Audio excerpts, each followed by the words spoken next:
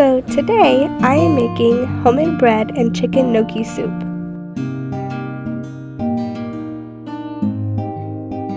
When recording this, I accidentally sped it up, but the recipe is 3 cups of warm water, 2 tablespoons of instant yeast, and a half a cup of sugar. Mix that together, cover it, and set it aside for 5 minutes to let it get bubbly. Then you're going to add 7 cups of flour. I like to put in 6 and then set one aside because sometimes the dough is a little bit dry. Then add a tablespoon of salt and 2 tablespoons of oil. Mix it together with your spoon or spatula until it becomes a dough ball, and then you're going to take it out of the bowl and knead it with your hands.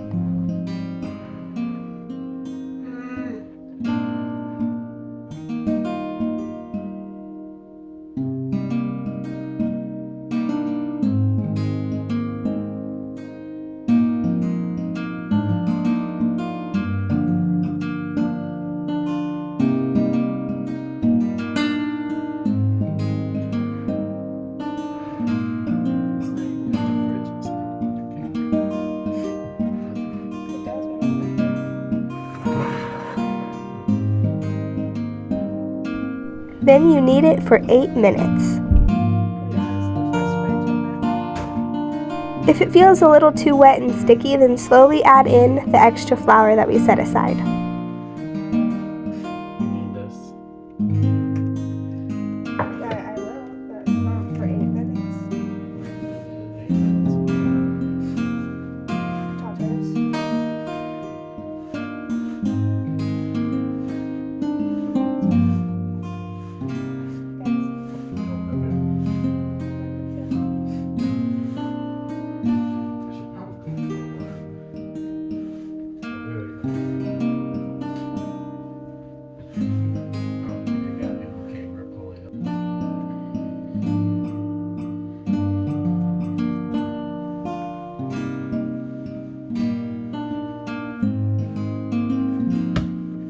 After you knead for a little bit, you can feel the dough get smoother.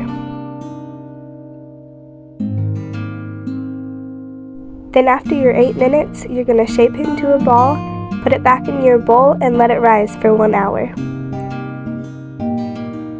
On the colder days, I cover it and put it in the oven on a proof setting to help it rise.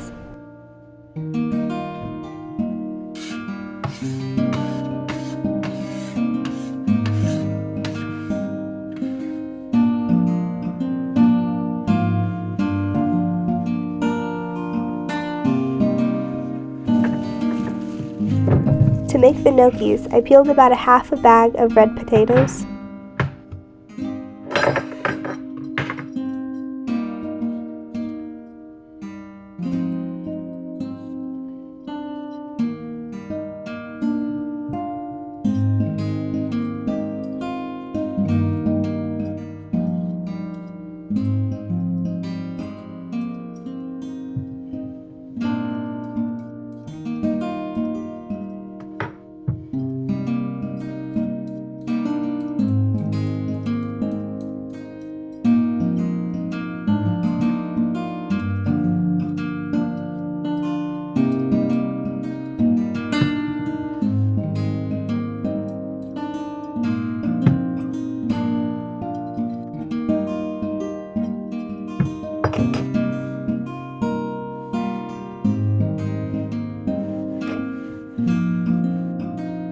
Then I rinsed them and chopped them up a little bit so they would boil faster.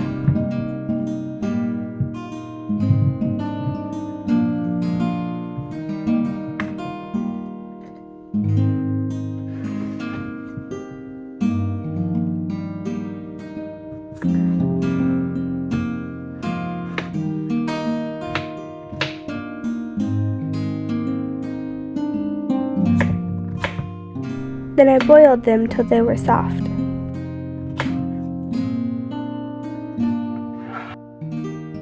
While the potatoes were cooking, I boiled 3 pounds of chicken breasts.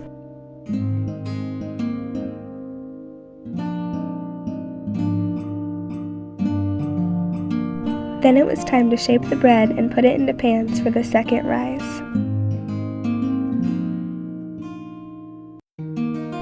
That part is so satisfying every time.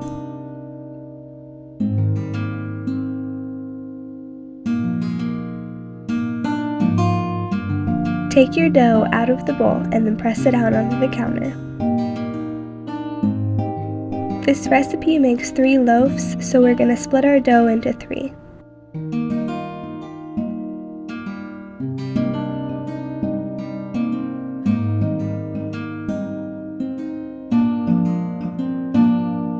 Then try and make it the shape of your loaf pan, but a bit smaller.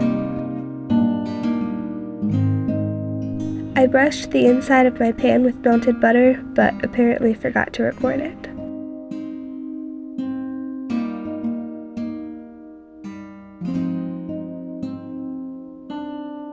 If your dough is too sticky and it sticks to your counter, you can use a bench scraper to help it come off.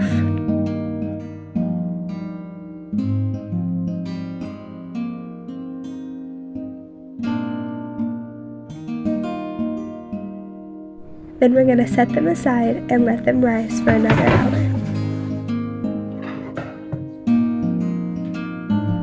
So, back to the gnocchis. After your potatoes are boiled, you're going to mash them onto a cutting board.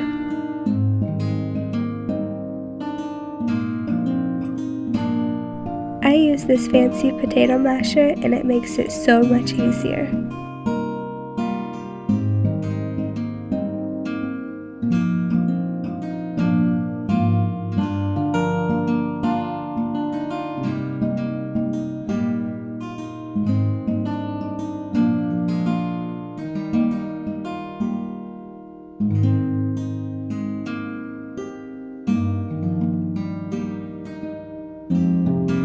Then you start adding flour. Using your hands, try to incorporate the flour and the potatoes together, but be careful because it's very hot. The video I watched said to do this as fast as possible because the cooler the potatoes get, the more flour you will need, and the harder the gnocchis will be. The first time I made these, I did end up putting more flour in them, and they actually did turn out way better. The ones this time were really soft and they kind of just dissolved and made the soup really pasty. And I had to add more broth. Once your dough is well combined, dust the counter with flour and use a rolling pin to flatten it. Then cut strips about 1 inch thick in your dough.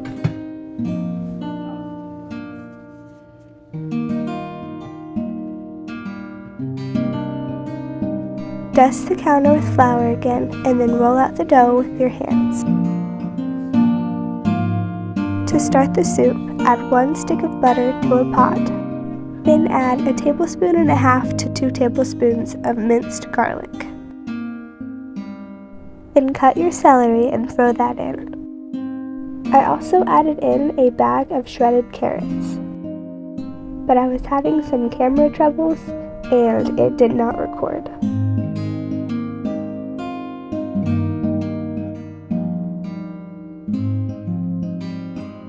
Then I added a 48-ounce container of chicken broth.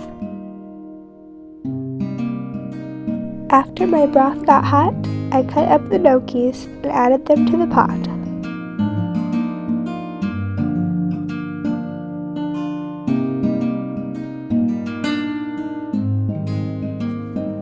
I don't know why I didn't do this earlier when I peeled the other potatoes, but I'm going to peel and dice the rest of the potatoes in the bag and put them into the soup.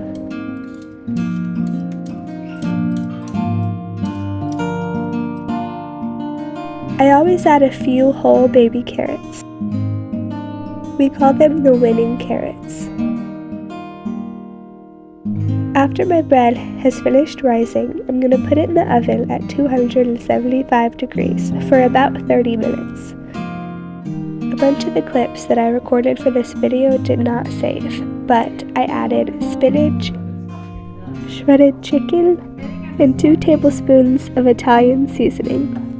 Then I took the bread out of the oven.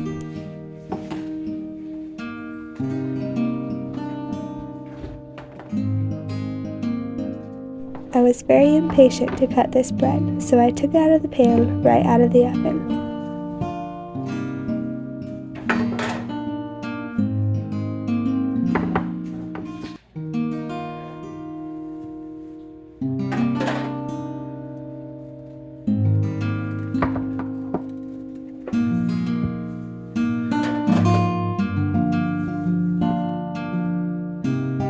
Then I brushed them with melted butter. This bread is so easy, delicious, and it always turns out beautiful. It's perfect for sandwiches or soups, or even just by itself.